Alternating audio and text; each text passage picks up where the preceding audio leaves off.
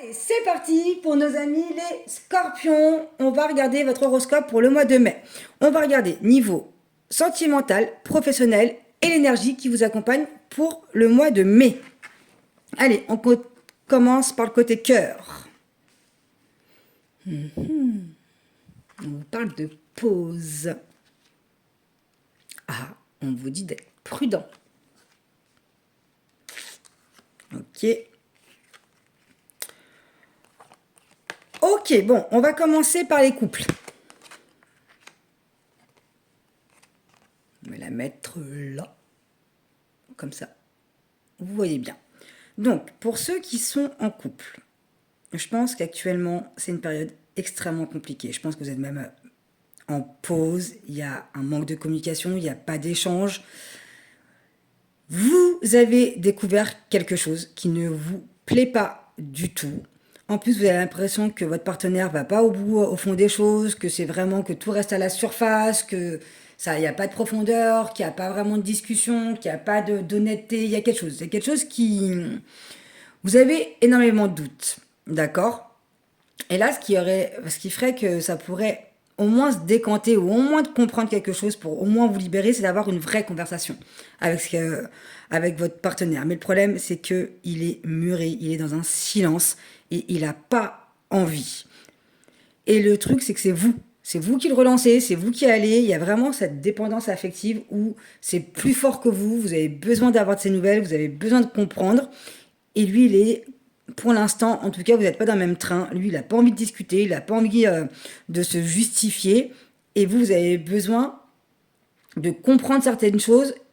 Même s'il y a une séparation, vous avez besoin de comprendre une certaine chose pour pouvoir vous avancer. Ok? Là, on vous dit de lâcher un peu prise, de lâcher l'affaire et de reprendre en fait tout simplement le contrôle de votre vie. D'accord? Parce que de toute manière, il y a des choses, ça vous correspond pas, ça vous voit pas. Même juste sa façon de penser, sa façon de voir les choses, euh, c'est à l'opposé. C'est à l'opposé de vous, en fait. Mais il y a quelque chose. Il y a quelque chose qui est plus fort que vous, qui vous attire vers cette personne-là et vous n'arrivez pas du tout à lâcher. Et plus il s'en va et plus vous y allez en plus. Et plus ça vous donne envie d'eux et du coup ça vous met dans un mal-être émotionnel où vous n'arrivez pas du tout à gérer vos émotions. Ok? Pour les personnes qui sont célibataires, mais c'est pareil. C'est exactement la même chose. Ok? Vous avez quelqu'un en tête. Et c'est la même histoire que pour ceux qui sont encore en couple et qui sont en train d'essayer d'arranger les choses. Il y a vraiment ce côté-là où vous vous isolez, mais il y a quelque chose où vous avez du mal à comprendre par rapport à une ancienne relation. Vous acceptez pas en fait une rupture. Il y a une rupture que vous n'arrivez pas à accepter. Vous comprenez pas du tout le choix de l'autre. Vous comprenez pas le comportement de l'autre. Vous comprenez pas pourquoi on vous a fait subir ça, pourquoi vous n'avez pas eu le droit, vous, à avoir une conversation avec cette personne-là, pourquoi il s'est muré dans le silence. Et là, on vous dit vraiment, mais libérez-vous en fait. Reprenez le contrôle de votre vie. Mais vraiment, arrêtez d'être dans une dépendance affective, amoureuse. Trouvez-vous des occupations. Passez à l'action sur autre chose. Essayez de mettre votre focus sur autre chose pour essayer un petit peu de mettre ça de côté ou aller en profondeur, aller travailler avec un thérapeute, avec un coach, aller travailler en profondeur cette blessure-là, parce que c'est quelque chose pour moi où cette histoire-là, elle est quand même finie depuis un petit moment, mais qu'en fait, vous faites votre vie, vous vous mettez un peu sur pause et après, vous revenez à la charge à vous reposer des questions. Donc vous, c'est surtout pour les célibataires le mental qui n'arrive pas à se calmer, où il y a vraiment ce vélo qui pédale en boucle. Ça mouline dans votre tête et vous n'arrivez pas à comprendre et vous lâchez pas le morceau. Vous voulez absolument comprendre pourquoi vous avez vécu ça. Mais parfois, tout n'est pas bon à comprendre et juste de voir en fait tout simplement déjà le silence de l'autre veut tout dire. Le silence de l'autre, bah voilà, le silence, bah ça en dit long en vrai. Donc occupez-vous de vous, prenez soin de vous et avancez, vous méritez le meilleur. On va regarder pour le pro.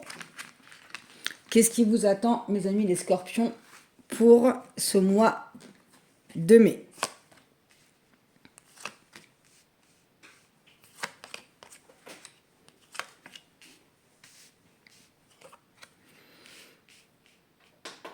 Ok, donc,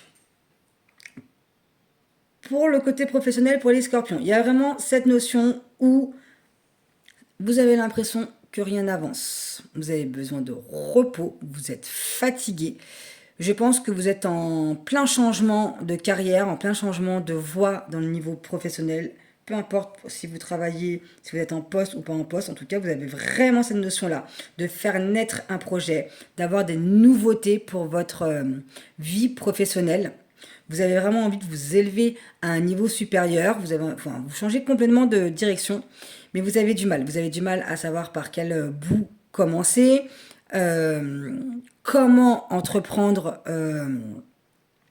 votre projet, et vous avez l'impression que ça n'avance pas. Alors que ça avance, hein. Prenez du recul et regardez, il y a plein de choses qui avancent, mais vous voulez tellement, il y a un manque de patience en fait. Et vous voulez que ça apparaisse là tout de suite. Là, on vous dit qu'il y a quand même pas mal de petites choses à mettre en place. Ok, donc déjà, vous avez une notion de 3 mois avant que votre projet commence à prendre forme ou à voir la lumière du jour. Là, vous avez besoin aussi de prendre du recul, de vous reposer pour mettre à plat vraiment ce que vous voulez faire. Parce que vous avez une vision.